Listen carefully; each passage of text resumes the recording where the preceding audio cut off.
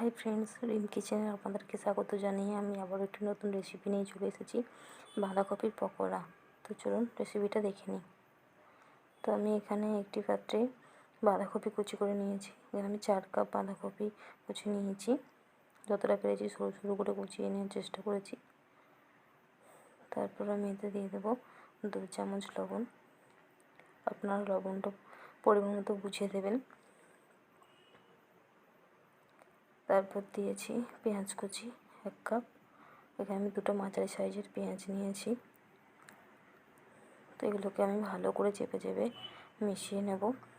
বাঁধাকপি আর পেঁয়াজটা নরম হয়ে আসলে এবার আমি দিয়ে দেবো 1 চামচ লঙ্কা কুচি, দেবো 1 চামচ রসুন বাটা, 1/2 চামচ আদা বাটা,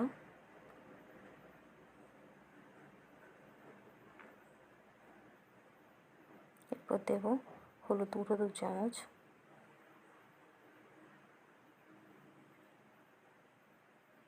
লঙ্কার গুঁড়ো 2 চামচ। তো আপনারা ঝালের পরিমাণটা বুঝে দেবেন। জিরে গুঁড়ো 1 চামচ,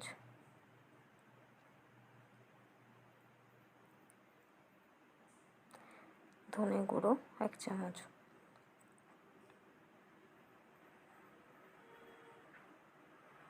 গরম মশলা গুঁড়ো 1 চামচ, আর দিয়েছি একটা ম্যাগি মশলা।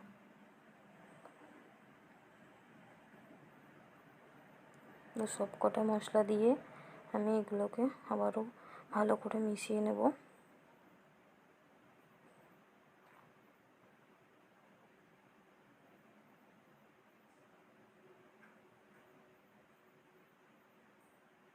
তো আমার এগুলো মেশানো হয়ে গেছে। এবার আমি দিয়ে দেবো 1 কাপ বেসন, আর দিয়েছি 1/2 কাপ চাল গুঁড়ো।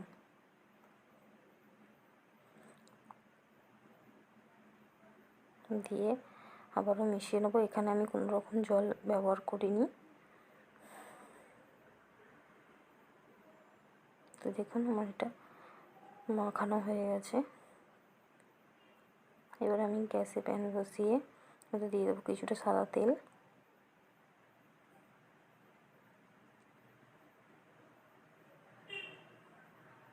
তেলটা গরম হয়ে এসেছে। এবার আমি একে একে ছোটো ছোটো করে এইভাবে পকোড়াগুলো দিয়ে দেবো।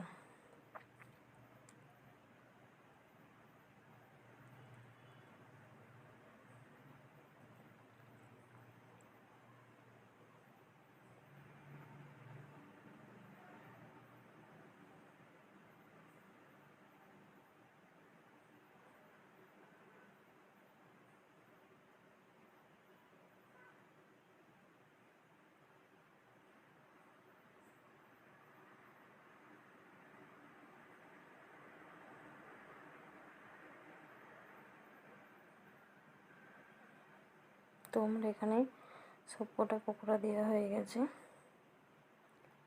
এবার এগুলোকে উল্টে পাল্টে লাল লাল করে ভেজে নেব।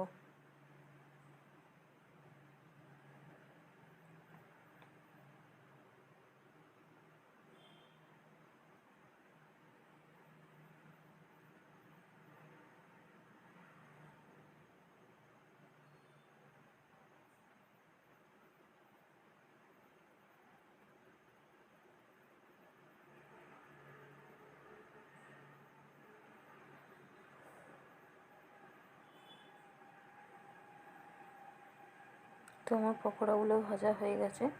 এবার এগুলো আমি নামিয়ে নেব। তো এই রেসিপিটা যদি ভালো লাগে তো প্লিজ সবাই চ্যানেলটাকে শেয়ার করবেন, সাবস্ক্রাইব করবেন আর কমেন্ট করবেন। দেখা হবে পরের একটি নতুন ভিডিওয়ে।